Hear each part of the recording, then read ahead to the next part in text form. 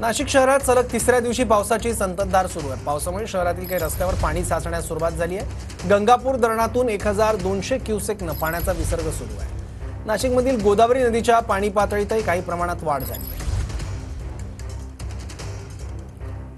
नाशिकच्या गोदावरी नदीच्या पाणी पातळीत त्या पावसामुळे वाढ झाली आहे। नाशिक शहरात आता सलग तिसरा दिवस आहे पावसाची संततधार बघायला मिळते आहे। शहरातील काही रस्त्यावर देखील पाणी साचण्यास सुरुवात झाली आहे।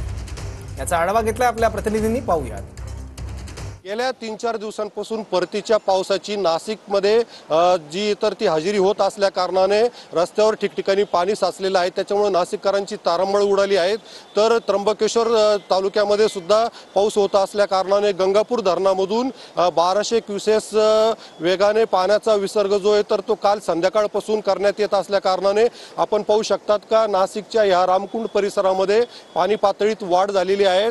आणि हे जे पाणी जे आहे तर थेट निफाड तालुक्यातील नांदूर मधमेश्वर धरणाच्या पाणलाट क्षेत्रात दाखल होत आहेत।